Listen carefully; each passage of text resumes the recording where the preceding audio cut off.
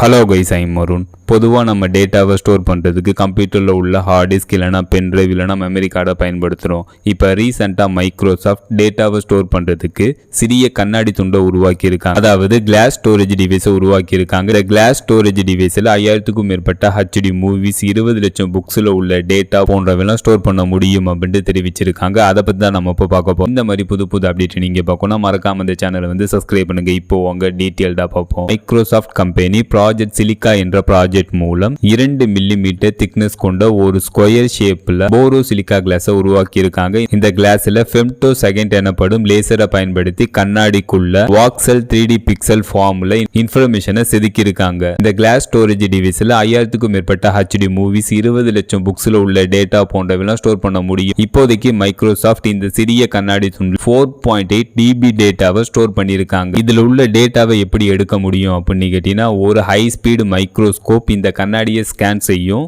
AI technology இதில் உள்ள 3D ஷேப்பை இன்ஃபர்மேஷனாக கன்வெர்ட் பண்ணி கொடுக்கும். ஆர்டினரி ஸ்டோரேஜ் டிவைஸான கம்ப்யூட்டரில் இருக்கக்கூடிய hard disk, pen drive, memory card இதெல்லாம் தண்ணீர் இல்லைனா நெருப்புல போட்டால் உடனே அழிஞ்சிரும். ஆனால் இந்த சிறிய கண்ணாடி துண்டு கிளாஸ் ஸ்டோரேஜ் டிவைஸை நெருப்புல போட்டாலும் தண்ணீரில் போட்டாலும் மைக்ரோவேவ் ரேடியேஷன் இது மீது செலுத்தினாலும் 1% கூட டேமேஜ் ஆகாது. ஏன்னா இந்த சிறிய கண்ணாடி துண்டுல டேட்டா லேசர் மூலம் செதுக்கப்பட்டிருக்கு. சிறிய கண்ணாடி துண்டுல உள்ள டேட்டா 10,000 ஆண்டுகள் டேட்டாவை ஸ்டோர் பண்ணி வச்சிருக்கோம் அப்படின்ட்டு மைக்ரோசாஃப்ட் தெரிவிச்சிருக்காங்க. ஃபைனலாக இந்த வீடியோ எப்படி இருந்துச்சுன்னு கவுண்ட் பண்ணிக்க. See you.